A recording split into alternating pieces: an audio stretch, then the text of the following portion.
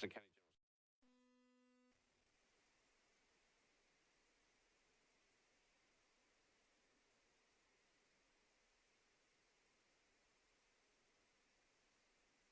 Our business as stated on our agenda. The public waiver has been presented to the public as required.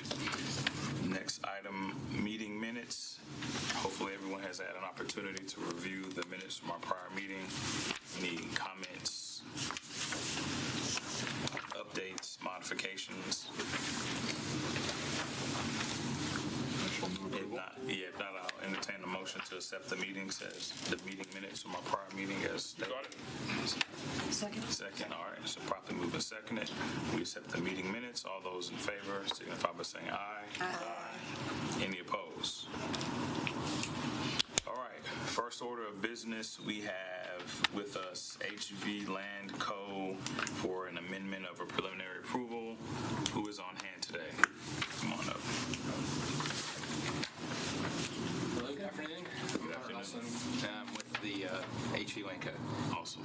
Now, you're obviously amending. If you don't mind, just give us a little bit of background on the project and then what's driving. It's a 251-unit project out in West Nashville, right near the One Bellevue, kind of the one. There's one exit past Bellevue. Most people don't know that, but we're right there at that exit on the south side of the exit. It's again 251 units. We closed in I guess it was November, December of last year with the original $43 million bond allocation. Our cost came in significant at the end of the year, specifically site cost. And in order to hit our 50% test for the THCA, for us to get our credits, we need to have a little bit more bonds in order to hit that. That's kind of a consistent theme across most projects that happened last year. And so we actually did another one with you guys last year, a similar situation. And so we're here asking for an additional bond issuance. The state has a special allocation for the supplemental issuance as part of their program for this specific situation. So just cost continue to increase, not quite at the hockey stick level that we were, but still significantly going up. Just for the board's knowledge, what was the preliminary approval for before? 43. Okay. All right. Anyone have any questions about this project?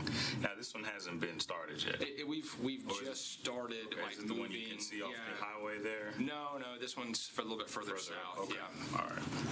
Yeah. All right. Well, seeing that you all have already been approved and you're seeking an amendment, I will entertain motions from the board for approval if there are no questions. I know it says public hearing. Is there some reason for that? I would have. Yeah.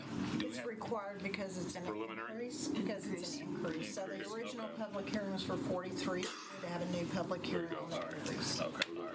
Well, at this time, we'll open up the floor for a public hearing. Anyone here to speak for or against this project? All right. I'll close the public hearing, and at this time, I'll entertain any motions for approval. Move approval of the amendment. Any second? Second. All right. So properly moved and seconded that we approve HB Land Co. in the upgraded amount of $49 million. Thank you. All right. Thank you. Thank you so much. Okay, so for preliminary approval, the next item we have NHC Nashville Christian Towers nonprofit seeking $26 million. Anyone here to speak on behalf of that project? Yeah. If you don't mind, just come up, tell us your name, tell us about the development and what you guys are up to. My name is Major Lee. I represent the developer, Involved Communities.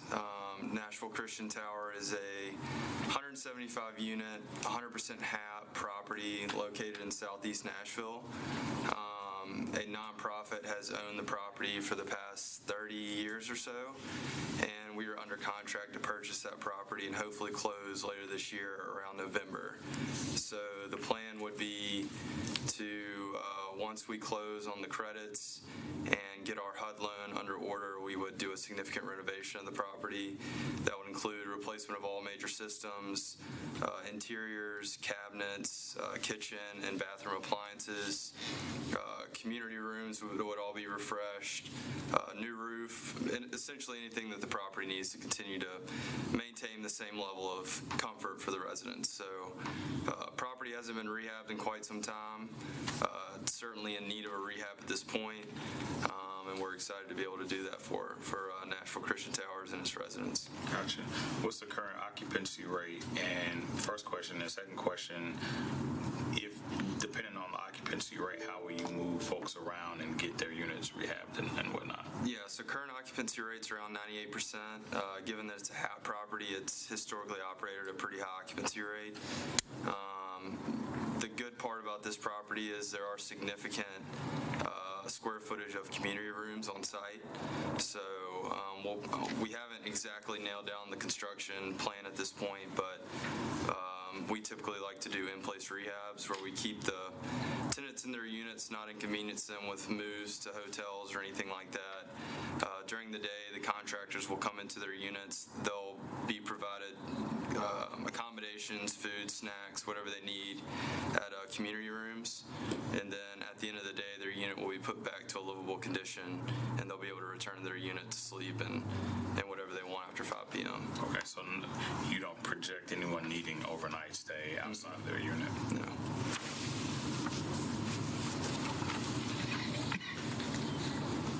Do you anticipate that the rental prices will, I'm sorry. No, go for it, yeah. Do you anticipate that the rental prices will increase, stay the same?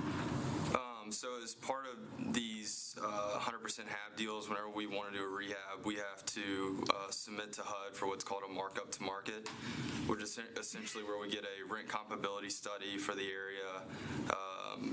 We have a third party that does that study. Potential market rents are priced on a post-rehab basis, so we give them our scope and how much work we're anticipating putting into the building, and then they'll shoot us back rents that are comparable to what other apartment complexes in the area are charging. As part of our markup to market application, we'll include that rent comparability study and the rents that we're asking for post-rehab, and those will have to be approved by HUD. So there will be a rent increase, but it will be approved by HUD and within the guidelines of what you'd see in the area for a comparable rehab. So do you know what the upper limit of the rent increase might be? Right now, it's around $1,500 a unit would be the post-rehab rents. What size unit? They're at $1,050. What, one bedroom? One bedroom, two? They're all one bedroom. Oh, It's all one unit type, one bedroom, one bath. Okay, 1,000 square foot, one bedroom. Okay, it's decent size. Okay, so it's what's the current rent that you said you would anticipate it going up to? Current rent is $1,035. Okay, that's a pretty big increase. Yes. So with that increase, are you projecting that there will be turnover in the current resident population, or do you assume most people will stay and just? No, most people will stay given the fact that it's 100% covered by a HAP contract, so these tenants have a significant portion of their rent covered by HUD. So they're paying a marginal fraction of what So that their rent would be. percentage increase will be small despite? Yeah, exactly. Okay. Do you have an idea what that percentage increase would be though? That they're paying. No. I mean, if the rent goes up from 1,000 to 1,500, what increase? What's the actual increase for the resident? It'll vary based on how much income the residents are bringing in, if any. So it'll vary from resident to resident. I couldn't generalize that guess across the board, but I could provide a rent roll and get back to you and show you kind of what the increase would be high to low across the resident base. Okay. Yeah, If that's helpful. I think that would be helpful. I mean, speaking obviously just for myself here, I just have issues approving, and now we're just the preliminary approval stage, but I just have issues approving anything that is going to increase rent. I mean, the focus here is affordable housing, right? So if we're approving an improvement to development, that's great, but if it actually increases the rent, it seems like that's sort of counterproductive to why we're all here. When was the last date of renovation of this facility? You said it had been in the same hands for 30 years, I think. Is that you? Yeah, they've never undergone a substantial rehab since the construction of the building. So. Okay, so everything's pretty significantly, so it needs help. And we will be spending almost $11 million on the rehab. Oh, wow. The rehab alone, aside from the purchase price, so it'll be around a $56 million project. So in each unit, are they all getting the same upgrades? Like, can you just kind of? It's pretty standardized, especially given the fact that these are all one unit type. So in order to keep things clean and concise and efficient for our general contractors, we'll standardize, what's being done with each unit. HUD requires a certain percentage of the units to be ADA compliant. So they have to be accessible handicap-wise. So those units will receive a special rehab, but all the rest will pretty much get the same rehab. So we're talking like upgrades to kitchens and like that kind of thing? Like, what are we talking here? It'll be all new appliances in every unit, new sinks, toilets, new paint, new flooring, new fixtures, new lighting, new windows, new HVAC systems, new water heaters. So it's pretty all-encompassing. So essentially new apartments. New everything, yeah. Okay. But it's a $60,000 per unit renovation. A big chunk of the money is just going to buy the thing, right? So to your point, Mr. Pulley, I think there is some sort of wheeling and dealing going on here, which seems an unfortunate use of our tax dollars too. It's always a bit frustrating. I don't know what to offer other than if you are not for it, I will join you in that. But I mean, we can. I'm okay, I guess, providing preliminary. I would talk about that before. I'm not interrupting you, but it needs to be now and not later, because they're going to make business decisions based on that preliminary approval that are quite costly to undo. Yeah, they're assuming if they get preliminary approval and then do all their due diligence, then they're in for big bucks. Yeah. All right, that's helpful. If I can interject on the point the councilman just made, the $60,000 per unit does not pay for anything to do with the purchase price. That's simply rehab. So that's $60,000 a unit being spent solely on rehab. Yeah, that's a real cost. Yeah. And that comes out to around $11 million. Okay. Okay, so to everybody's point, and again, thanks for helping the new guy here. At some point, we'll be able to say I'm the new guy. I don't know how long my honeymoon period is. Today.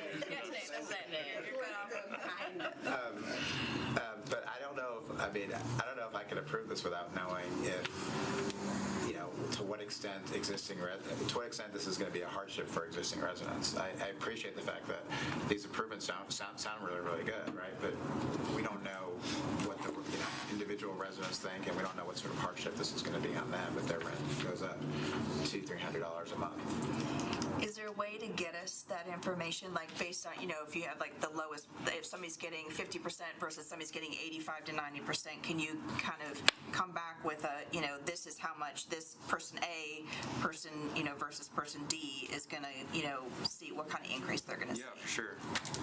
So just to clarify something, so they're paying their rent based on a percentage of their income.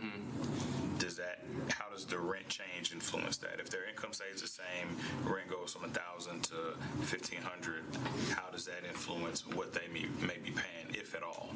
It'll just the thing that everybody's trying to get. So whatever their percentage is, it'll increase that much of that increase.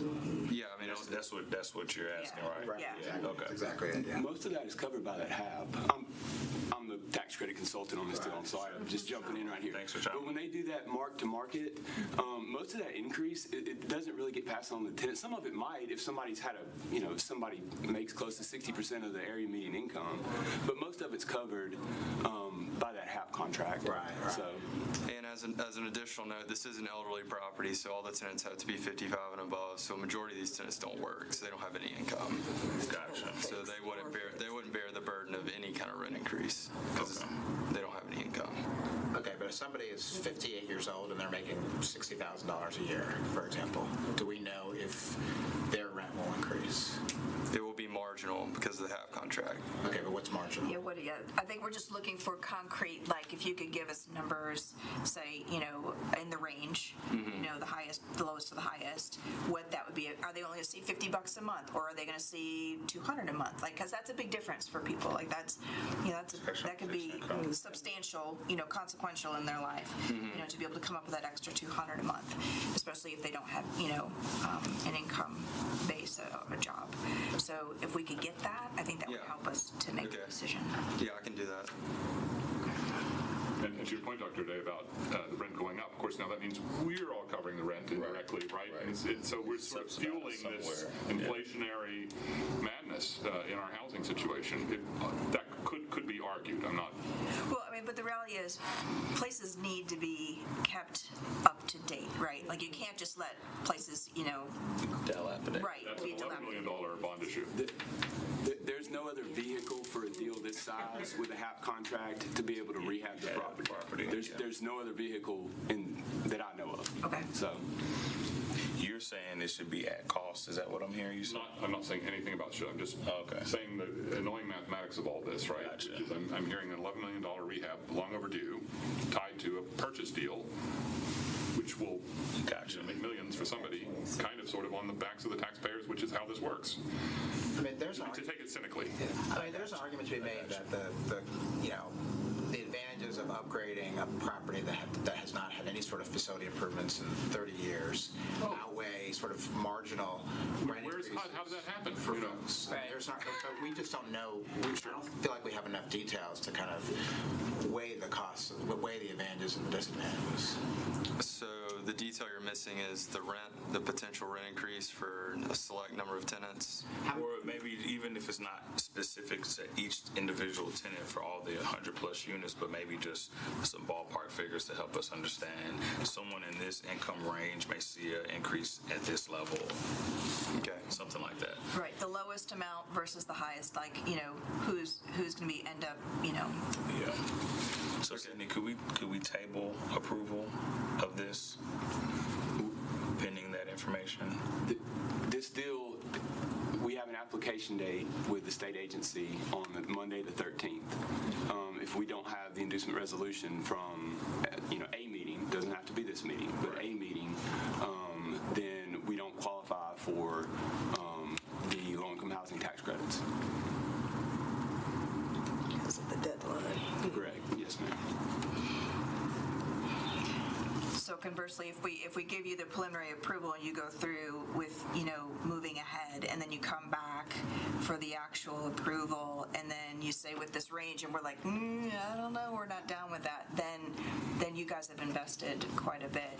Yes, but I really don't think there's going to be that much of a swing for the tenants. I mean, these mark-to-markets happen often, and they're supposed to help the developer cover expenses. So it's supposed to avoid increasing tenant rents. It is supposed to help the developer with inflationary expenses, insurance, taxes, those sort of things. So, and those mark-to-markets, you can only do them every so often. You can't do them, like every year. So We can only do them when we do a rehab. yeah. Gotcha. So that's at the quickest every 15 years. So this property's never received a markup to market. Do you anticipate that any resident's rent will increase by more than $100? No. I mean, is there a way to kind of, is there a way to get that in writing or get some sort of assurance that that's going to be the case?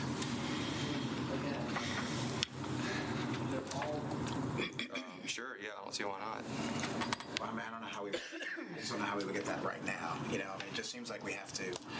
It seems like what you guys are saying is if we don't approve this now without having all the information that, we're asking for, then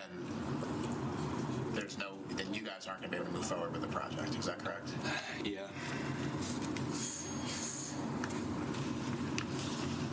I mean, I think these mark-to-markets, these HAP contracts are fairly normal on these projects, and I know you guys haven't seen one. I mean, I know they've come through here before, but if that's something, if we had, we might be able to step out in the hall and kind of see what we can pull together. my question. do How these long would it others? take you to Well- give them some range of what? Not long. I'm trying to find it on our network. So maybe we can table them So toward let's, the end of the yeah, can agenda. we just Give them some time. postpone for right now? We'll Okay. hear the others and then hopefully, Yeah, if you just give me like 10 minutes, I can. okay. Sure, Okay. sure. And then maybe additionally to that, if whichever one is quicker, I guess we would also want to know if that's not possible, and I'm not saying it's not. I guess the thinking around if that were to happen, what would happen to the tenant? And I don't know if that's something you can determine quickly. But if it were to be more than $100, then what is the care plan for the tenants so that we're not just left feeling, oh well, hell, if you fall in that category. Does that make sense? Right. Yeah. So they're not left with an untenable situation where they have nowhere to go. This project is 100% a housing assistance payment project. I mean, it's 100% HAP. So these tenants aren't, there's probably not anyone in there making $60,000. Like I would probably. No, most of them don't have incomes. Yeah. I mean, I don't think there's going to be much increase in the income at all. Okay, So- well, if you can try and find out while we're, Okay. I move that we table item 4 until we've processed the next 2 items after 6 and approximately 10 minutes in light of the request for more information about potential rent changes as well as outcomes for the potentially displaced present residents. Second. All right. Through the chair. Yeah. So it's been properly moved and seconded. We'll postpone preliminary approval for item 4. You should record a vote from the committee Oh, to yes, table, thank you. actually, and someone else should second ideally, not the chair. Thank you. I'll second. Okay. It's been properly moved and seconded that we table item 4 to after item 6 for preliminary approval. All those in favor signify by saying aye. Aye. Any opposed? Okay, thanks, Chris. Ms. Barnett, I have just a general question that relates to what we've just dealt with. What happens, I mean, what are the consequences if developer makes certain representations to us and then, 3-4 years down the road or 6 months down the road, we find out that wasn't the case? Well, you've made an approval based on certain factual information that's been provided to you, and depending how far we want to take it, it can be built into the loan documents, certain reporting back to the board. I mean, there are mechanisms we could put in place. So, I mean, they could be. Has that been done before? They would be in default. And could we incorporate that upon after final approval? I think it's something that can be discussed in terms of how, are you going to give them any latitude? I mean, how hard and fast are those with the ever-changing marketplace? What may make sense today? Is it something you're going to want to revisit maybe on an annual basis? This is the type of information we want to see and want to review.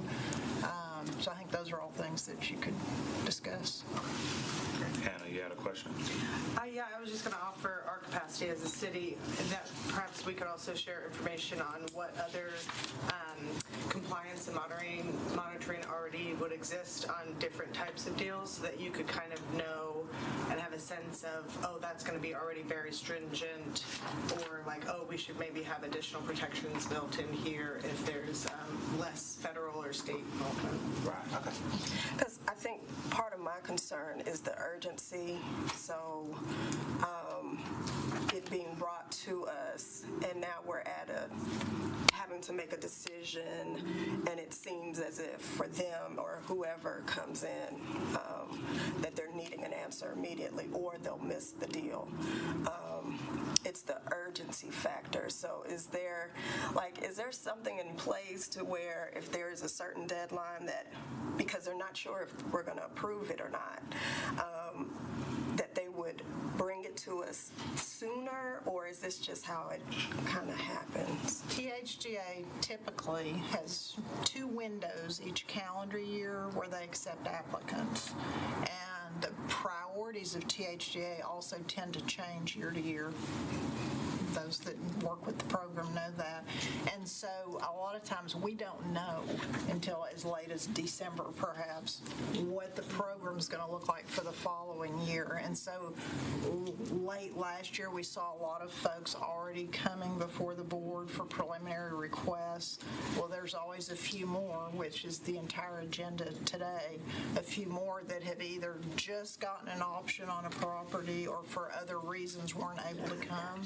And so everyone, including the board, gets squeezed. The calendar gets tight. And so this particular cycle with THA opened February 17th and ends March 13th. And so What's the window again? it's February 17th to March 13th. And so it's a pretty tight. It's tentatively July, but that sometimes changes. Yes, and it's also availability if THA has additional availability. So yeah, the calendar gets tight on all ends, including the boards. Okay.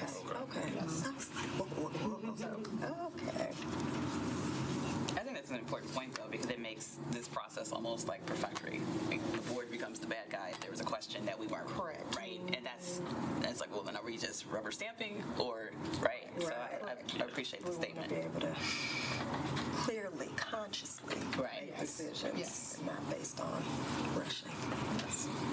And just to add, Cindy, maybe it's something where we can put back early in the application process where information like that is required. That may help expedite a decision if the board is willing to approve.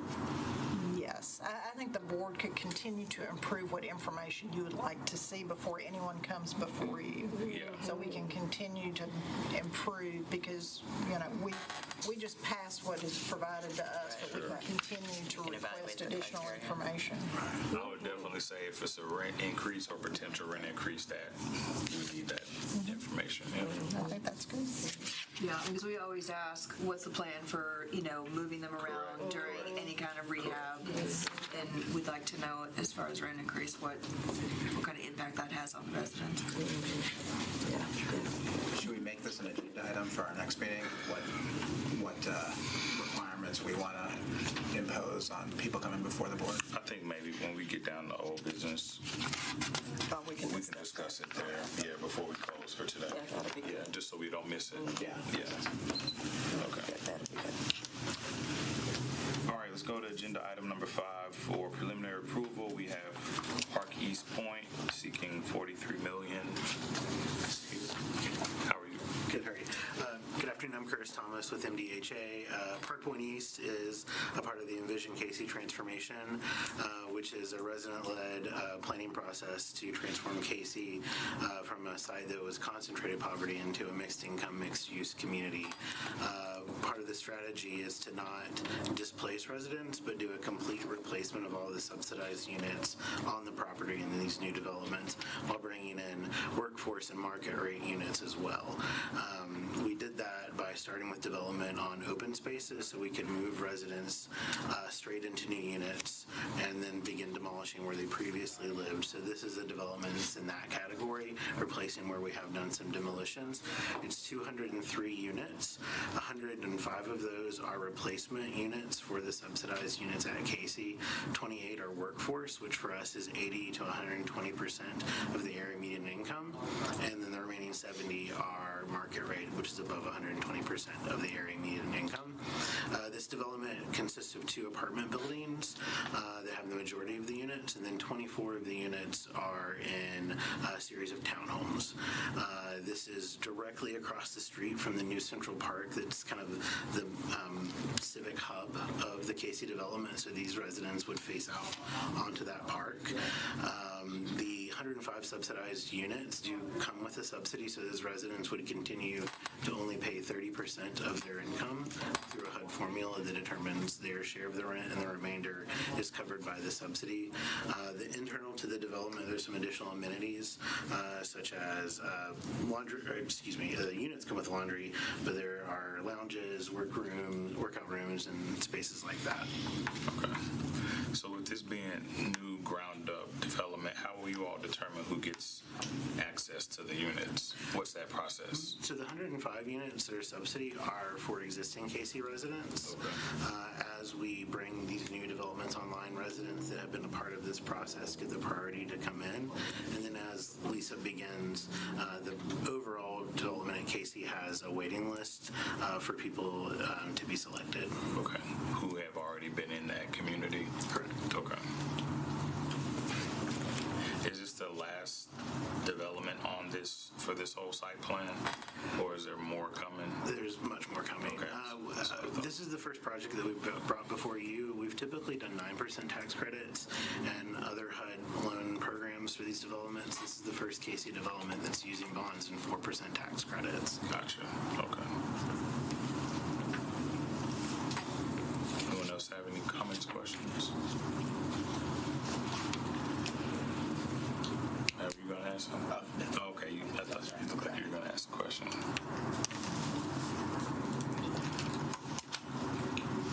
But you introduced yourself as being from HUD. MDHA. MDHA, sorry, MDHA. All right, so the principals of the actual 43 million are a different group?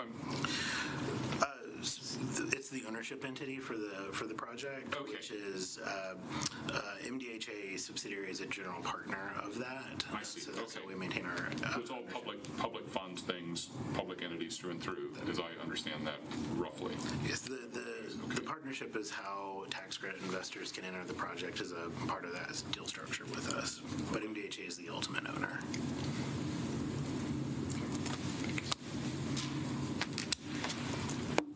Anyone else have any questions? All right, seeing that this is a project that requires a public hearing, I'll now open the floor for the public hearing. Anyone here to speak for or against this development? No? Okay. Well, I'll now close the public hearing and entertain a motion from the board for preliminary approval. Second. All right, so properly moved and seconded that we offer preliminary approval to Park Point East. All those in favor signify by saying aye. Aye. Any opposed? Thank you. Thank you for your consideration.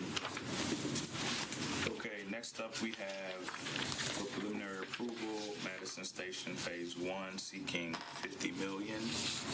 Hey, how are you? Doing well. Good afternoon, everyone. My name is Josh Haston. I'm here representing LDG Development. We've been here before with you guys. This will be our, I think, 6th project here in Nashville. Different with this project is we're actually partnering with the Urban League to help bring services and all sorts of great amenities to this project. This is a phenomenal location to develop affordable housing. If you're not familiar with this project or this area, it is. We have under contract about 6 acres of a larger 32-acre tract. It's already part of a mixed-use development, but the owner of the rest of the site plans to sell off additional portions of the site to develop market-rate housing. So this is about the only opportunity to build inclusionary housing within this community. The type of zoning with this project, you're building a whole new neighborhood. It's, again, 32 acres. A lot of people. So LDG and the Urban League are really excited about this project and the ability to include affordable housing at a range of levels. With this project, we are utilizing a strategy called income averaging. So that allows us to serve incomes all the way up to 80% AMI and as well as below 60% AMI. We've already applied for Barnes funds on this project, so we hope to serve even lower incomes because of that. So we're, again, wanting to serve a broad range of incomes in this property to provide long-term affordability with the project. Additionally, I mean, we have great amenities with the project. We're already including like a pool, and we want a dog park, and all the typical market rate things that aren't always common in affordable housing. So we're trying very much to obliterate every stigma that's tied to affordable housing and to give our residents the best quality housing that they can have. So with that, I'll cede the floor and take any questions you guys have. One question. I noticed that you all were getting or wanting trying to get funding from Amazon. How are you in that process? Great question. So our project that we last spoke to you guys about in December, that project also had Amazon funding. And so we are hoping to apply for that as soon as the portal becomes available. We have a good track record, honestly, so we feel good about getting access to those funds. Is the deal contingent upon receipt of Amazon funds? Because it's in such a prime location, the land price is very high. Okay. So the Amazon financing is definitely going to make it possible. Okay. And so it's like an existing shopping plaza that's going to be... Yeah, so the shopping plaza, I believe, was built in like 1958. It used to be like the premier shopping center before Rivergate opened, before Cool Springs, Green Hills, all that. Like it had its own J.C. Penney's and Levy's, if you're familiar with your Nashville history. So it was Madison's downtown center, and there's already plans in place to make sure that it becomes Madison's new downtown center as it's revitalized. So, will there be other affordable unit properties in that site, or will this? So I don't have that ability to determine that because we don't have control of those. I would love to see more for the tract that you own. Will it be the only one? It'll be the only one. Okay. All right. Where is it in relation to Old Hickory and Gallatin? Is it north or south? So it's on Gallatin Pikes, just south of Old Hickory, about a quarter mile. Okay, yeah, that's a great area. Just north of Bradley Parkway, right? Is it close? It's north of Bradley Parkway, about a mile, yeah. Yeah, okay, yeah, that's what I was looking at. It's north of Bradley Parkway. Let's see here. Neely's Road, it's like right in that area. Yeah. Can you speak to the Urban League's involvement in the project? How are they involved? What's that look like? Great question. So we're still in the beginning process of that. We have a signed MOU, and we're working hard to figure out what that looks like. Okay. The intent is they're part of the ownership structure. So they'll have financial interest. Exactly. Okay. So not just from a support services side. Correct. So will they be investing financially? So that's part of the ongoing conversations. Okay. Our current MOU does not have them investing as a part of it, but they will be receiving some of the remuneration that comes from this transaction. The idea is that we're building this stable partnership so that the Urban League is able to get financing to reinvest within their own programs that they already have. Okay. We want to do a pay it forward kind of thing. Gotcha. You might have mentioned this, and I just missed it. Did you say the size of the units? So it's going to range. So it's a mix of 1s, 2s, and 3s that we're planning on. So our typical 1-bedrooms are about 850. Our typical 2-bedrooms are about 1,085, and our typical 3-bedrooms are about 1,250. So, when do you anticipate construction beginning? The goal is by December. By December. Yeah, that all depends on how quickly, A, if we get awarded funding from THDA, and B, if we can get permits approved. So we're looking at units coming online 2025, or? Yeah, it'll probably be like a 24, 28-month construction process. There's not as much topography as some of our previous deals. Again, partly due to the high land cost. So, but there's a significant amount of infrastructure improvements required with this. So, lots of, people talk about Laurel House and Gulch. This is going to be the Laurel House of Madison. Oh, okay. Because they're going to have super wide sidewalks, tree boulevards. Other phases are going to have a lot of ground floor retail. I'm talking, it's the downtown center of Madison. You may or may not know the answer to this, but have you heard anything about transit improvements along this corridor that may benefit residents there? Yeah, great. So there's already transit stops along the frontage. So Donaldson's Library is actually, I think, the busiest or one of the busiest stops on the 56 line. Okay. On the south, get my orientation here. In another phase of the development, there's actually plans for a transit plaza. Okay. So kind of what they're doing on 26th and Clarksville Pike. Gotcha. Kind of the same idea. Same deal. Okay. Yeah. Like a hub there. Exactly. Do you know if the developer's going to allow for green space? Absolutely. Yeah, that's a big part of the plan. Yeah. Okay.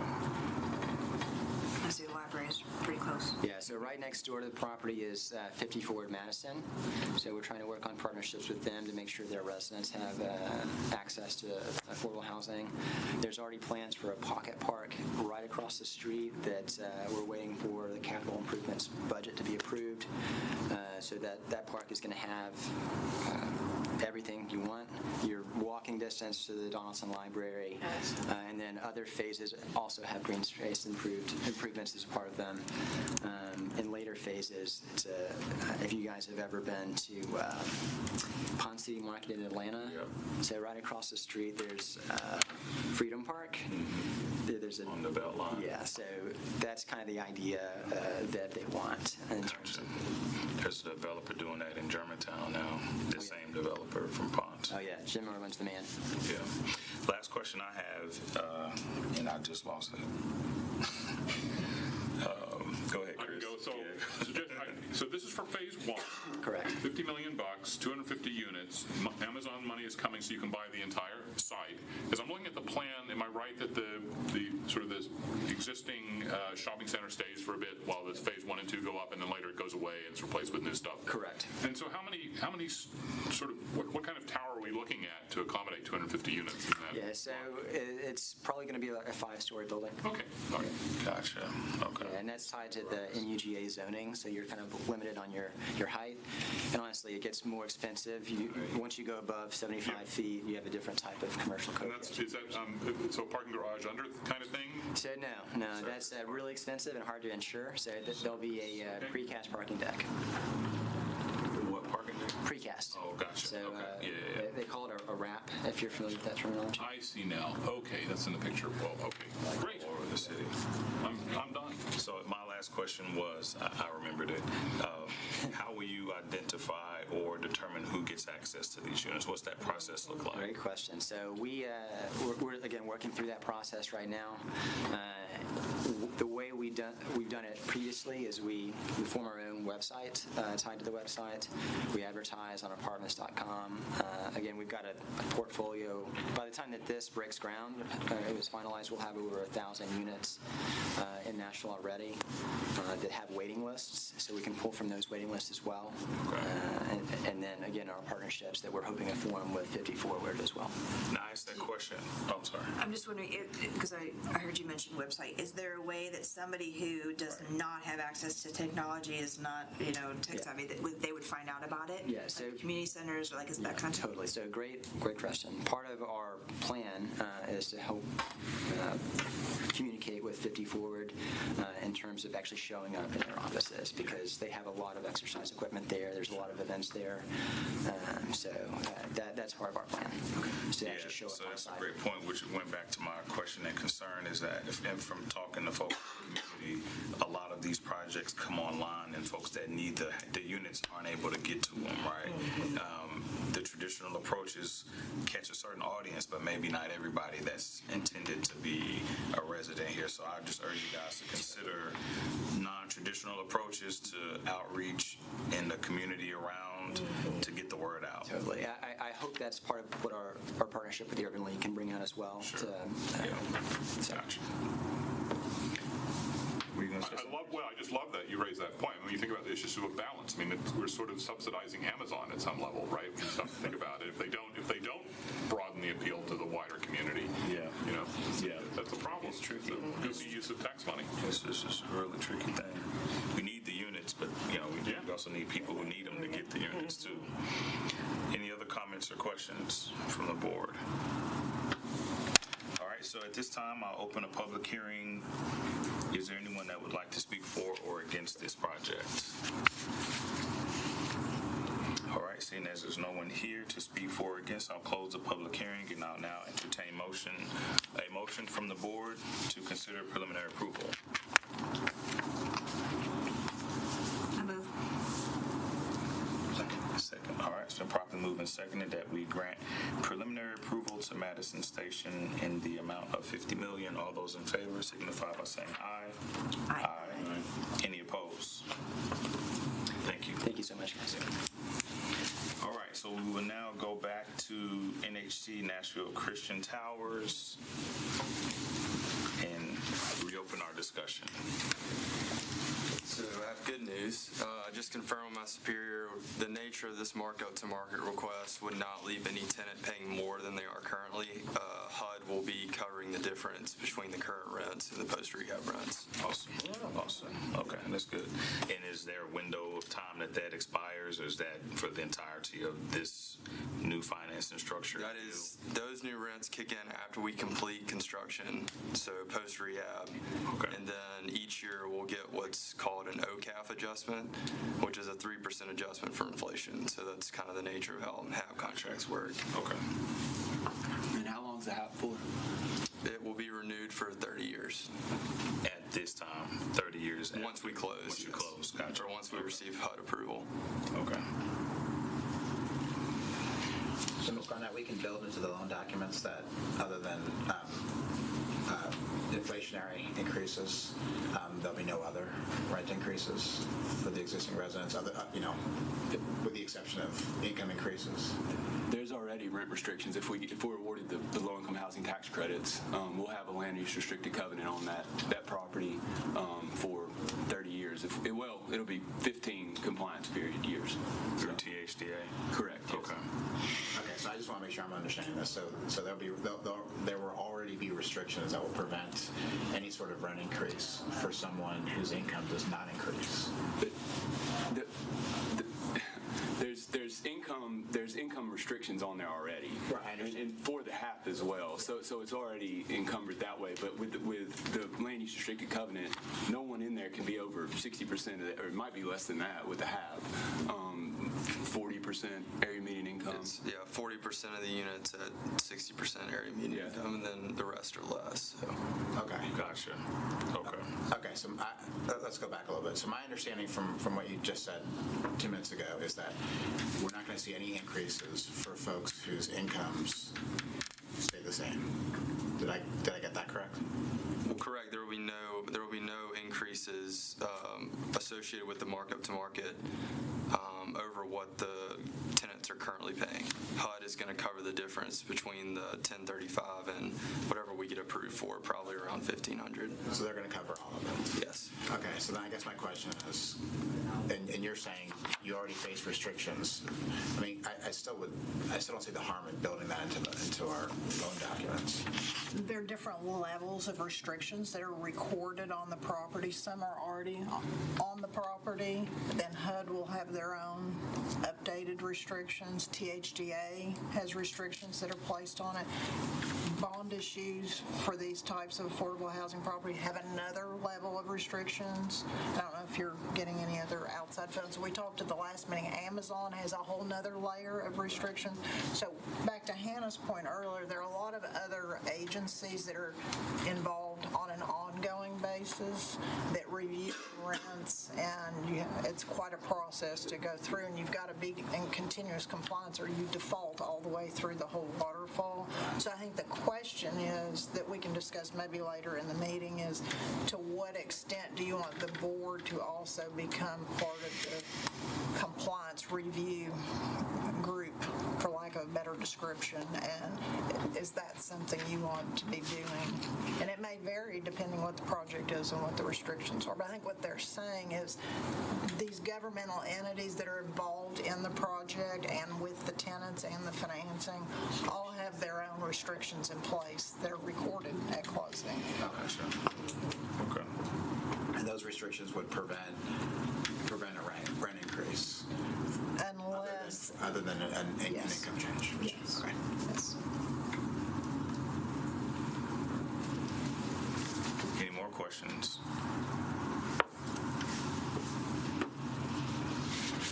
Very good. All right.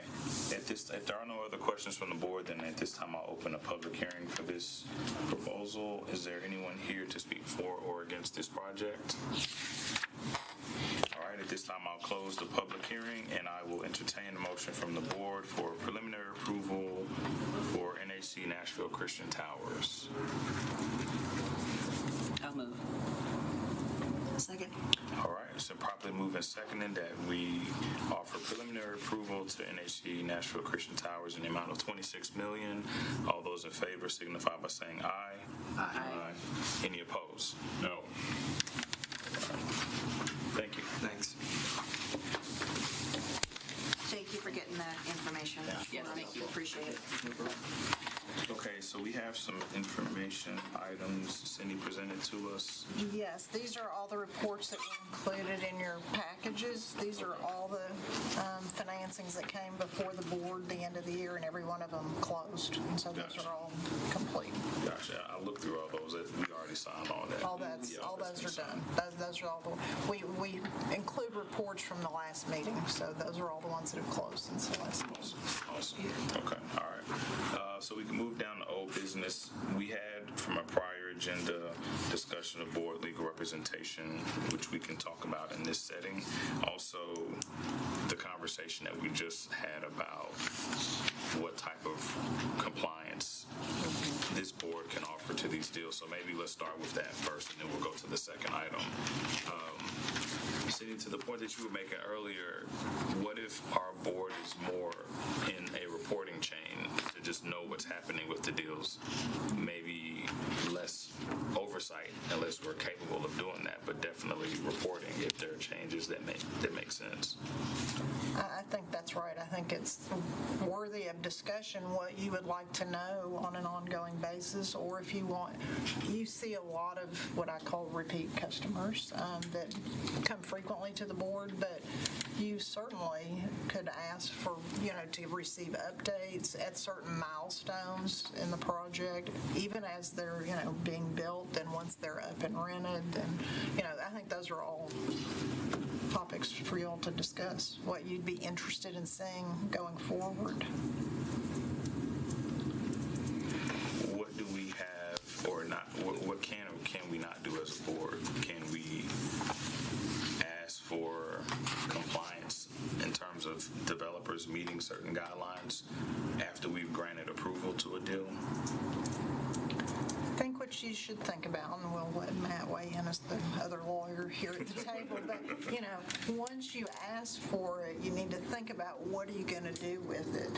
And if you see something, then what do you, once you have it, then you have it. And so what recourse do you have at that point? And you just need to think about those types of things. And I think the point that was being made on the last discussion was there are governmental authorities in the chain already over THDA. I can assure you they have lots of reporting, and they are very strict. And if you don't meet their deadlines, then you will know. And so you don't necessarily have the capacity to be that involved in things, and I don't know that you really want to. You're not permitted by statute to get into operational matters, so I think it's, we just need to think about what is it that you really want to know going forward. The good news is you're not getting default statements. You're not reading about any of these properties in the paper because they are under such strict review by the entities that are already overseeing them. That would be a different issue we'd be discussing. So that's the good news.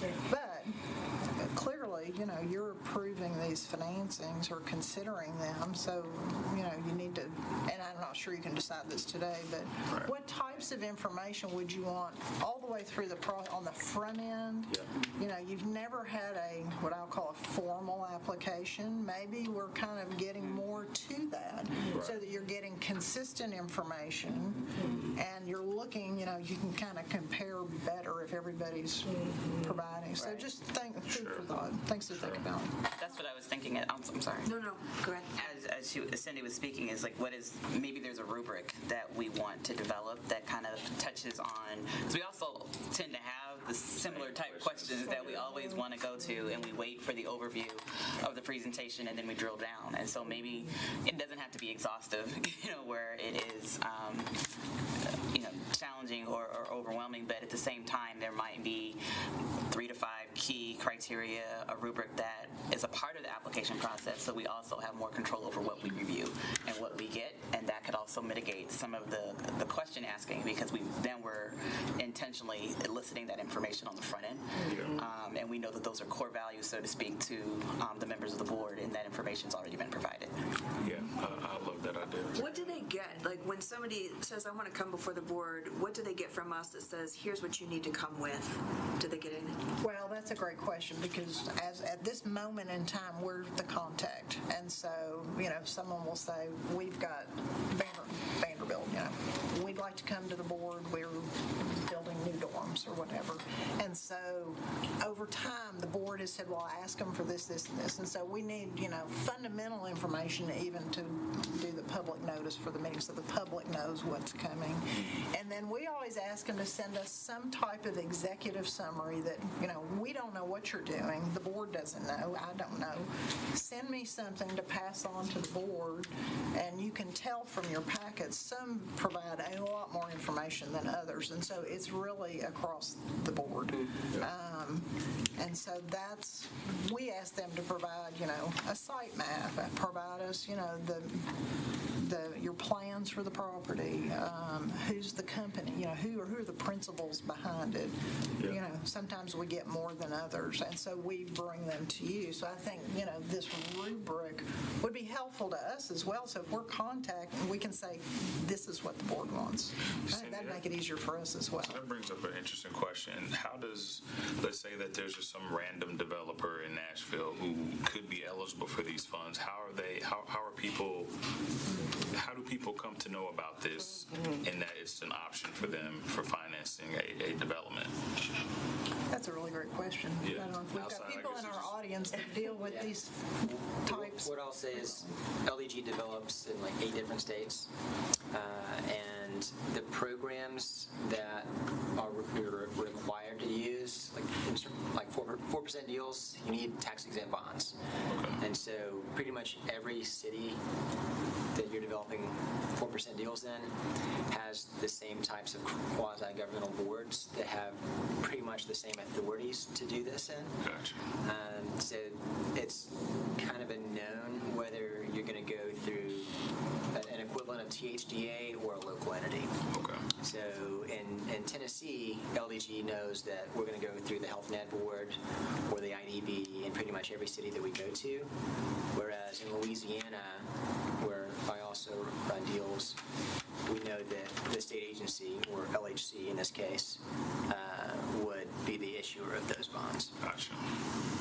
Okay. Is it complicated to categorize the incoming requests into like, okay, you want to do an entirely new build, you want to do rehab build, you want to do, I don't know, something that's like actually dorm related or education related or whatever, so that those questions, so they're not having to go like, it doesn't apply to me that we're, redoing a kitchen space because I'm building a whole new unit, like it's something that doesn't exist already. Like, is that too complicated to kind of, so that those... I don't think so. I mean, what's easiest for you to review? Do you want it more a check the box or fill in the blank, or, so it's probably some both. Give them, these are there are only so many options that can come through this board. So are you new affordable housing? Are you existing affordable housing? Are you a university? I mean, it's, maybe there's a way to try to... Yeah, and some kind of like impact statement of, how it's going to impact, if there are current residents, yes, that how it's going to impact them, or, what their plan is for the transitions, or, however, whatever it is. Just to kind of, just so that, so we don't have another one of these where somebody's like under the gun, like, oh my God, we're not going to get this and we're going to miss the whole thing. Well, I think that's right. And this was someone that had not been before the board before and was not necessarily familiar with what to bring, So Sydney, can you put this down for us to discuss at the next meeting? And I'll take up the effort to go and do some research to see what may be out there in terms of applications or forms that entities like this use that we may be able to. Sure, and we work with boards all over the state, and obviously have access to other states' information as well, so we can help gather. I'm certain this has been done somewhere else before. Right. We just continue. We don't need to reinvent the wheel. Yeah. It's always an opportunity to sharpen, our approach. Yeah, but I think that'll definitely help because we have the same questions. Chris definitely does. I do. Absolutely. At the same time, I would like to point out that I think it's it's the very diversity of this board that was the intention of the creators in the first place, right? And we've had this discussion in different ways in the board over past years. Yeah. Years ago, we had the discussion, and a member said, our sole job is to look at this, look at a deal, and say, does it check the boxes of these various regulatory agencies? Is the bond deal clean? Great, check. My personal thing is, well, you don't need me to be here to do that. Surely you want me to think about the community impact, potential costs. You know, what are we building as a city, and just have that sort of conscience from the community. If it wasn't for that, why are we fooling with the board? Right. That's my personal take, and so we might have different perspectives on it. I think we should say, yeah, that's okay. At the end of the day, we vote and off it goes. Yeah. So I wouldn't over automate, perhaps. And I suggested not to say that it I think if it's information that we're going to want to hear regardless, then it frees up time to ask other questions. Like, I'm not saying that it means that it's just, but if it's good, you know, so that's kind of my angle of like, okay, then that's something that we already have, and now the same varying diverse questions that we will have as individuals, we can still have room for. And I think it also says it's incumbent on, you know, presenters to know some of these things that we think are very important. Sure. So anyway, that's just to elaborate a little bit. Yes, I think it's a great idea. I think it's terrific. I will say that there are some things that we're not going to anticipate, and there are going to be some developers that who are going to come here and make certain representations, like just totally hypothetical, like we are not going to need to clear any trees, you know, in the construction of this project, right? And then 3 months go by. I'm not saying this has happened, right? But just it's certainly possible, right? 3 months go by, and we get a call, or we drive by the site that we know, and all 15 trees are down, right? Right. So the question is, what recourse do we have? Like, we can't, as a board, we couldn't sue for fraud, right? We're not a, sure, you know. Sure. So I think one of the things we may want to think about is if somebody makes certain representations that we think are material and are instrumental to our decision to vote yes, do we want to build those into the loan documents so that if they violate if they don't do what they said they're going to do, they would be involved? Yeah. Thanks for all the feedback on this. I think I hear everybody's comments. I think we can definitely look at what's out there, not over automate, but catch some of these basic requirements, come up with something that makes sense, and I think it may expedite our meetings going forward. Shall I attempt a motion to get this to the minutes properly? Yes, please. So I move that we continue at our next meeting a discussion around the potential rubric or additional guidelines to streamline applications, and as such that we receive the existing intake paperwork from our council in email over the coming time, and that our chair brings back a bit of research on his own, and simultaneously encourage all of us to participate in thinking through this in the intervening time. Sure. I love it. Second. All right, it's been probably moved and seconded, so we will add this to our upcoming meeting agenda. Thank you, Chris. Couldn't have said it better. All in favor, aye. All in favor, say aye. All right, so last thing, we have board legal representation. Now, we talked about this last year, and we're continuing the conversation on this. We have Hannah Davis here and Josh Thomas, and I'd love to just give Hannah a few minutes briefly just to talk about why, from the pilot program perspective, legal representation is important, and then I'd like for Josh to add any additional context. Yes, absolutely. Happy to. So I think one thing that comes to mind as you guys, I love this conversation because it's things we're talking about at the city level too, like what kind of standards should we have that are uniform across all of our programs that really prioritize residents and housing security, you know, using best practices in the research that we have about our city. So that's something that comes to mind, is the opportunity to kind of formalize the relationship between the city and this board. And I don't want to step out of turn, but this would be my pitch, is the state provides this board a lot of authority, and I think that our division and other departments could be of service in helping you kind of answer some of these questions and maximize the utility and authority given to this board to be part of the strategic efforts to advance our goals towards housing security on our side, and then I'm sure health has their goals as well. So it came up, a year ago I had no pitch about this, but through my work on the mixed income pilot, realizing, we don't have the opportunity to act as your finance department and hold funds and then pay for compliance or spot checks if you wanted to do that. And then that it came up with a legal representation, which is more serious in terms of being able to draft the mixed income pilot documents. And so I know that Industrial Development Board and other boards have an intergovernmental agreement that kind of, outlines this is what the city's going to do for this board and adds that quasi-governmental piece to the front of the quasi-governmental board. So I believe right now you all are an independent board, and so there would be an opportunity to kind of formalize the relationship. But one of the pieces, of course, there's the kind of legal finance, but one of the pieces I think that provides the greatest opportunity is to make sure that you all have the information you need to make informed choices and kind of see the whole picture that this kind of enormous state authority is operating within, and then our staff and other Metro staff can be of service to you in answering some of these questions. Thank you, Hannah. And just to clarify, and Chris, I'll let you jump in here in a second. We talked initially about board representation for the board itself, right? But this is about an intergovernmental agreement between our board and Metro government to have legal representation there. So those are separate. So I wanted to make sure I clarified that. I didn't earlier. Thank you, Hannah. Chris, go ahead. Well, I thought it might be good to make sure everyone's completely, it was sort of complex, right? This motion, we talked about how the Industrial Development Board has adopted a 5-year review process for their bond council, and that we may want to have such a thing too. And so I put out a motion which had some sort of action steps, hopefully, to move that ahead. I won't read all that again now, but the gist of it, I think, would be fair to say Dr. Ade was going to work, subject to the availability of an intergovernmental agreement, which would be wonderful to, I guess, approve today, was going to work with Mr. Turner and perhaps form a committee to begin this exploration. So I don't know. I look forward to learning if we got any progress. I think that was kind of like a two-part thing, right? So the intergovernmental agreement, then bond council, which was something that we were going to consider secondary. So I think this conversation is just on. We're right on the intergovernmental agreement. Okay, so I'm ready to approve it if there's a motion or whatever. We don't have one.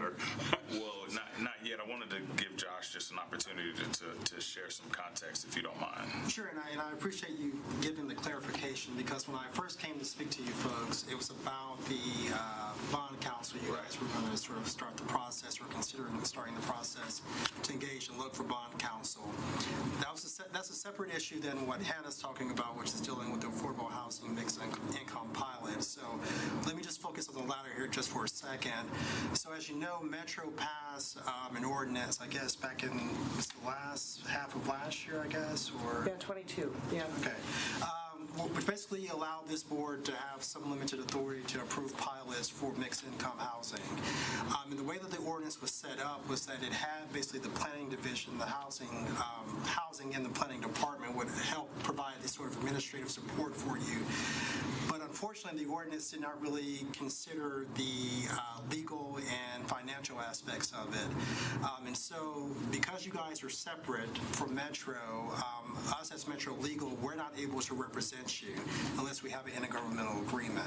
So there are a number of legal documents that will be associated with you guys approving these pilot programs that come before you that are going to need to be reviewed, and someone's going to give you the okay that they're okay to sign. And if there are any questions come up, to answer those legal questions for you. And right now, Metro Legal is not able to provide that assistance for you. So in order for us to do that, we will need some sort of intergovernmental agreement to do that. The second part of it is the finance aspect of it. Because again, you guys are separate, Metro cannot hold any funds for you. So we cannot serve as sort of a bank account for you. In order to do that, we will also need an intergovernmental intergovernmental agreement specifically for the affordable housing mixed income pilot program that says Metro basically can provide that support to you as well. So what Hannah's here to talk about and what we're discussing right now on affordable housing is, do you guys want Metro Legal to do that for you? But you also have the option to also engage outside counsel if you want to do that as well. But I do know that there is a bit of a timing issue, at least right now, because I know you've gotten several, I think, folks have come before you and got preliminary approval. So if you decide to go the second route where you want to use outside counsel, you're going to have a gap there where you're probably going to need legal counsel. You're probably going to need some finance to help with administration of the funds related to the program as well. So the short is that there probably needs to be some sort of intergovernmental agreement in place that allows Metro to assist you, whether it's in the interim or in the long term, but that's a decision that the board needs to make. That's how they want to move forward. And to that point, were we out of order in approving prior pilots without that representation, or? I don't know what you initially approved, but if I understand correctly, I think planning reviewed all those documents. Okay. And I don't think there was there any huge legal aspects of those documents that I recall? So I think you were probably fine there. Okay. I think just going forward, there's going to be a pilot agreement that needs to be negotiated and done. You'll need someone to review that and draft those documents, which Hannah mentioned. And I'm assuming the way this is structured is also that the Health and Ed Board is going to take ownership of those properties.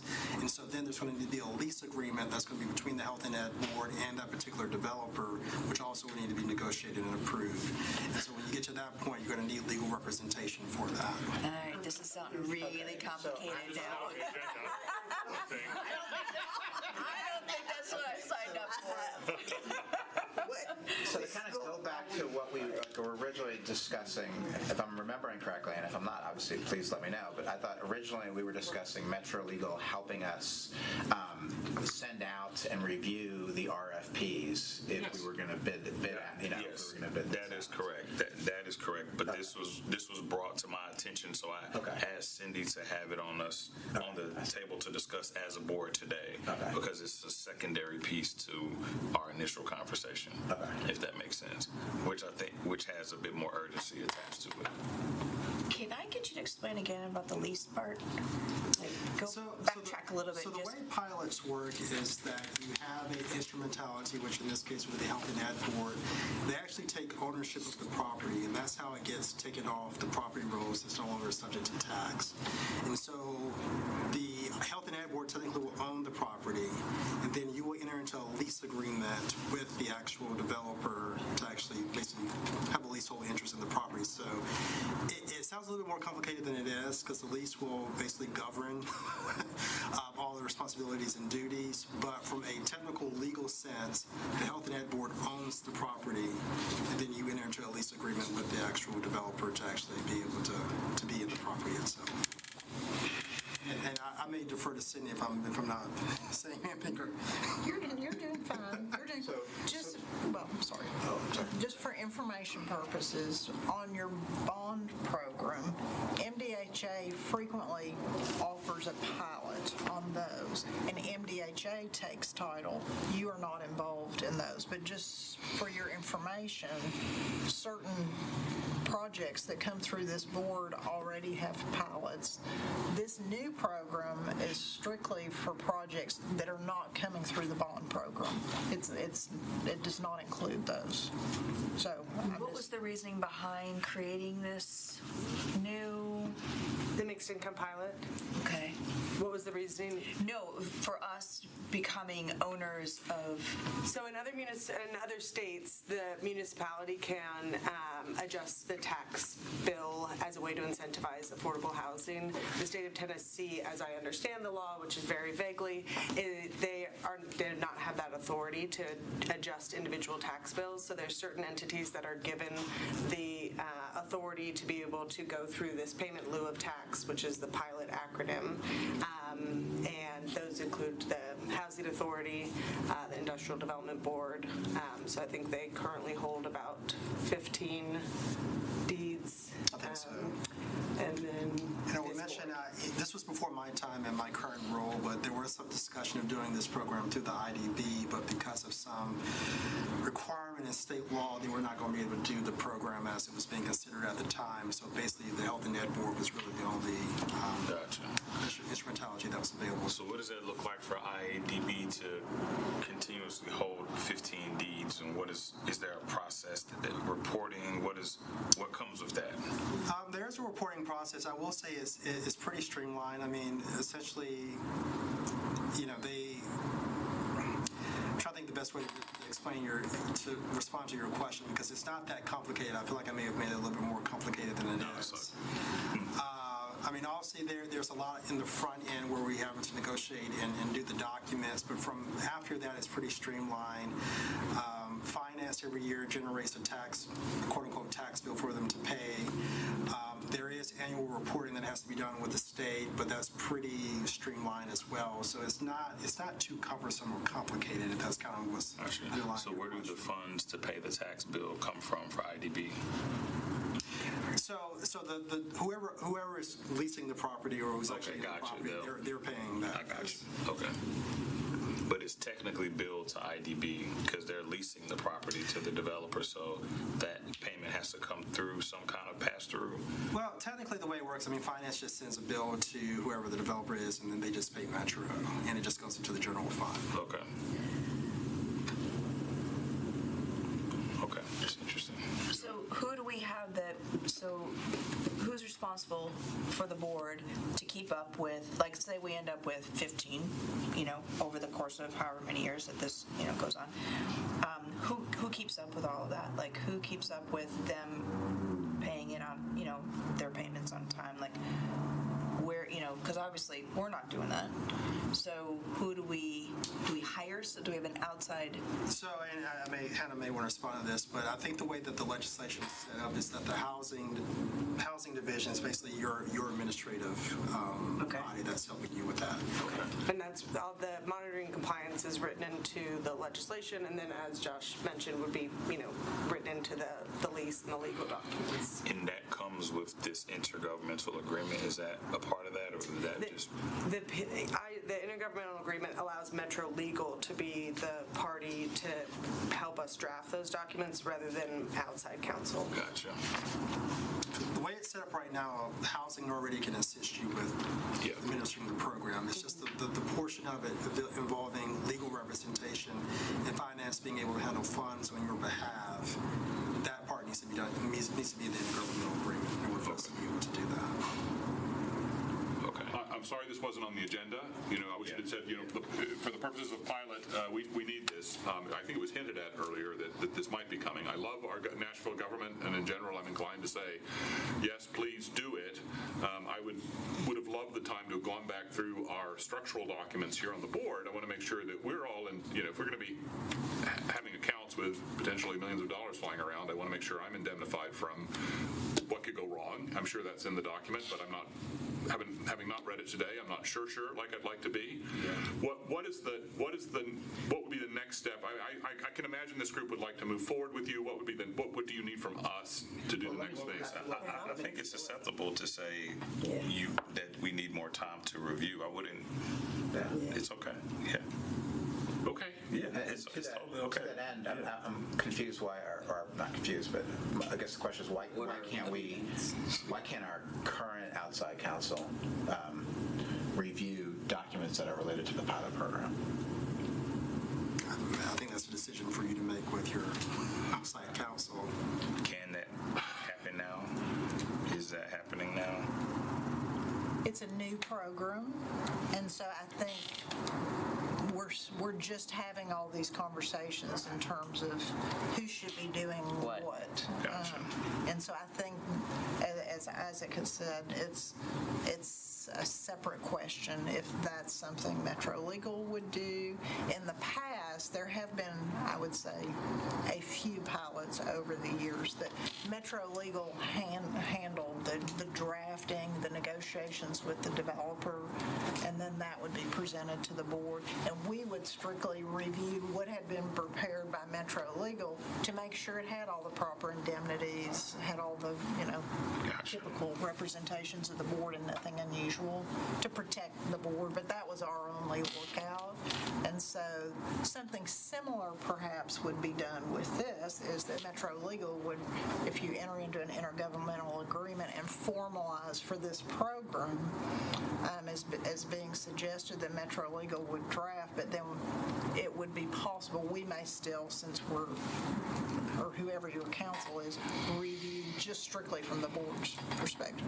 Yeah, I mean, that's possible. That's another option. But go ahead, Chris. Well, again, we're talking about the duration of these things, right? One is a potentially multi-decade holding of a deed. Yeah. Under the auspices of this thing, right? And if, law firms come and go and merge and what have you, are we creating downstream headaches for ourselves by having that outside the government? Yeah, that's a great question. And I don't disagree at all. I think that's a reason perhaps you want to consider seriously an intergovernmental agreement for this program that, the administration at Metro is whose. And so, Chris, to your earlier point, I wanted us to have this conversation because it backed into our initial, if that makes sense. Yeah. I have one more question. Is there a cap on how many of these that this board can approve? There's a dollar amount, but not a total amount. Okay. Per year annual or dollar. like in totality? Well, right now we only have one additional allocation of $3 million approved, and anything else would have to come from council. We don't have the ability to go and add more until council makes that decision as part of the upcoming budget. Restated, we already spent this year, so to speak. You've given preliminary approval for 5 parcels for that $3 million. Okay. And that $3 million is per year? Yes, for the first cycle. Right. Not for the full 15 years, it decreases, but basically. Okay. Is there a time where That's my question. anyone predicts, it may be this? Okay, it may not. I'm on a different planet right now. Okay. Sorry, it's not my question. This is just a hypothetical, but is there a time where you all could see another program created like this prior to these conversations happening, where we then as a board have to kind of back into how we manage it versus having those conversations up front? No, I would like to, I think when we came before the legislation was passed last year, the conversations maybe weren't to this place. It was also, post-COVID. I think, some of the faces are new. So I think the board seems to be having really rich, robust discussions now. And so I think one piece of the intergovernmental agreement is that kind of, gives the green light for Metro staff to spend maybe additional capacity, and we could come and workshop new ideas. The authority, of course, is given by council, so they could do something, but I think anything that we would be exploring, that's how it works with our housing commission, and there's like a collaborative kind of more upstream relationship. Gotcha. I guess we could all kick in $5,000 and find a law firm to do some of this work for us. That would be, but that's kind of an issue too. We have no budget to do these things, right? For sure. Let me just have a shot at your question about another structure. Yeah. I think that's an involved thing. Like my read of our founding documents is that this pilot thing is you'll find it stuck on as an addendum in the 80s, 90s, something like this, and it's been used on and off as our council activated it or not, right? And so something else would require the legislature doing something, and we can estimate the chance of any help for Nashville at not happening. 0. Okay. I had 2 questions. Are there certain aspects of our current work that Metro Council is currently involved with, or would this be the beginning of that? I don't know of anything. I'll just Okay, yeah. I'm Berkeley Allen, also on the Metro Council with Councilmember Van Rees here. And in a few minutes, another group is going to be meeting that's looking at tax abatement strategies that we have or might want to have in the future, and just sort of trying to comprehensively look at the city's policy or lack thereof. And so it's helpful to be in part of this discussion to just get a further appreciation for what points to bring y'all in, because as Hannah mentioned, I took this to the IDB several years ago, and then legal counsel said, actually, there's something in state code that says the IDB can't do this. Health and Ed is the place you need to go. So we circled back around to y'all, and it's taken a while to get to that point. It's all her fault. Well, I've been involved in it.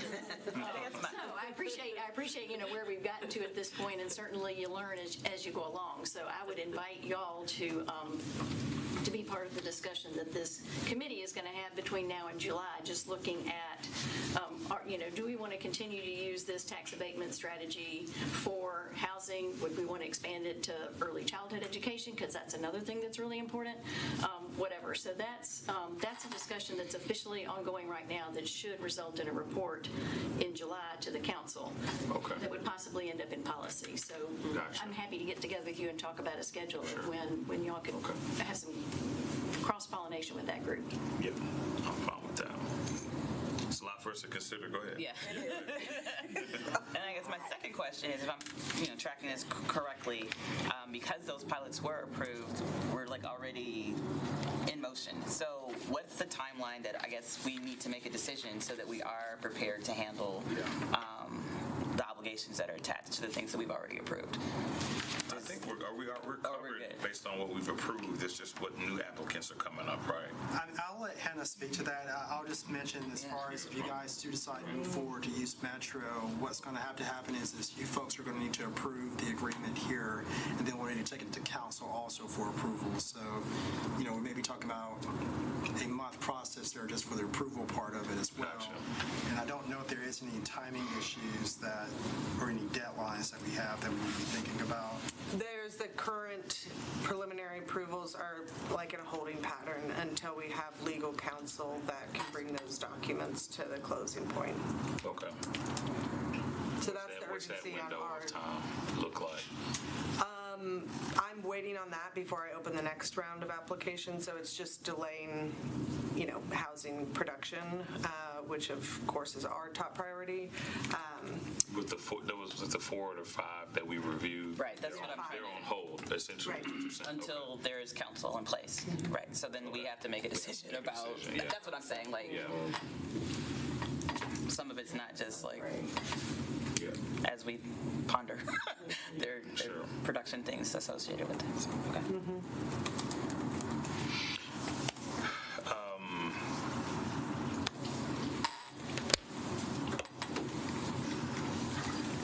So clearly we need to decide on whether or not we're going to have an intergovernmental agreement, right? Right. Whether that is through Metro legal or through some outside legal representation. That sounds like our first decision point. And attached to that is the ability to hold funds. So that would either be through Metro legal or some outside entity they'd have. I don't want to volunteer a lawyer, but a lawyer in theory, I guess they could also hold. They could also hold funds, right? Yeah. So that would be the first thing that we have to consider, which would then inform the secondary thing that Chris presented a motion on in December about our overall bond council. And I think we probably look at one leading to the other. Right. Yeah. Depending on you all's comfort level, I'll entertain a motion as to whether or not we should move forward with developing an intergovernmental agreement with Metro Legal or not. So do we need an intergovernmental agreement with Metro Legal? I'm sorry. We need to make a decision on having an intergovernmental agreement with Metro Legal or with outside counsel. But don't we also need do we also need an intergovernmental agreement with Metro or Metro Planning? I thought that was also part of the. So I think if you do the intergovernmental agreement, it would need to cover basically both legal and finance. The agreement itself will be with Metro, but it will be for us to provide the legal and finance. And that's IDB has the same thing in place. It covers both. One intergovernmental agreement. Okay. And then in addition, you talked about either working with Metro Legal or outside counsel, but there's also a scenario where we can kind of do both, right? So if I'm hearing it correctly, right now we have bond counsel, right? That is something that we've as a board discussed what that looks like. Right. That's separate from today's conversation, which is having representation for the pilot program specifically, which could be Metro Legal, and we could still have our current bond counsel to support the board. Right. Okay. Yeah, those would be two separate things. Or they could be one, and we can make that decision as a board. So I think the question is, do we move forward with intergovernmental agreement. Let me restate this. Do we move forward with identifying legal representation for this pilot program, and is that Metro government or outside counsel? I think that's the question at hand. We're moving forward with the discussion of that, or that we are saying that. So I think it's either we want to, as a board, we want to pursue an intergovernmental agreement. Yes, let's move forward, or we need more information to make that decision. Right. Okay. I'm all 40. If I'm not seconding quite, but I think I've got a draft motion here that might encompass that and a couple of other steps. And if it's too far, we'll stop. But so the motion to advance consideration of Metro Council's offer of an intergovernmental agreement with Metro Legal, and to ask Josh Turner's office to draft an agreement which would allow 1, Metro Legal to manage all aspects of the pilot program, legal and finance. 2, to manage the process of reviewing the bond council review process per the motion of December 2022. With this motion, this board expects to review the draft agreement at our next meeting, so long as each member receives an advanced copy of the draft a week before. I'm fine with that. I think that's in line with what we've already discussed. So you're the chair, so I'm making that motion. We need a second from. I can't second it, but.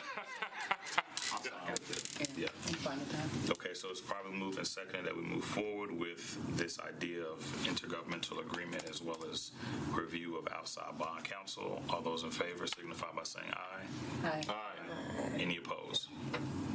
Aye-ish. Is that what I'm? No, yeah. It was circling in my mind. Yeah. So I was, Now, this is the point where you say, well, we can't do that. Is it about right? No, that's fine. And Okay. intergovernmental agreement will not take that much time since we already have a model. So I don't know when your next meeting is scheduled. Yeah, we don't know yet. that's why I said the next meeting. So, Cindy, would you be able to communicate with Josh, or I can communicate based on our? Okay, all right. Absolutely. I mean, if I can make a general point to the 2 council members present here, these are details that should have been worked out before now, and it really should have been the council that worked out these details ahead of time. I mean, we're 6 months into this program. In epilogue, you heard me chime in that that's been a frustration all along, right? This is not only that, but the full accounting of how the tax. So I second your gripe. Yeah. Duly noted. That was part of my question of like the timeline, because we're already in it. So we've got to figure out how to be responsive. And ultimately, we gave preliminary approval, and they're kind of sitting on ice at this point. So, Right. Yeah. Okay. Okay. I think we've covered it all. So I'll entertain a motion to adjourn. Move to adjourn. Oh, there was one thing. Sorry. No, hang on. Last time, you had a motion to ask the gentleman from Joseph that his approval would be subject to returning to give more information, but I didn't see that particular firm on the agenda. Is there news on that one? I mean, he's not. I mean, he wasn't on the agenda today, so I don't think there's any update yet. Okay. Okay. Thank you. Sorry. It was preliminary approval pending more information. Was that? Right, but he's in the same cycle as some of these others, and so they're not deep enough into the project. Okay. They'll come back at some point. They're not deep enough to answer your question yet, but they'll be back before they come for phone. Yeah. Gotcha. Okay. Yes. All right. Thank you, everybody. I appreciate it. Thank you. Oh, sorry. I'm up to date. Oh, no, you have to. Okay. I was like, You got it. What I was. Why I did. you had a practice with that. Yeah. This one meeting. Oh yeah. I didn't want you to feel like I was blowing over what you proposed. Meeting, and I'm like, okay. Somebody called me and I said I can't make a decision on this. It's important. Thank you. Thank you. Would you like to see this presentation again, or for more information on this and other programs, visit nashville.gov.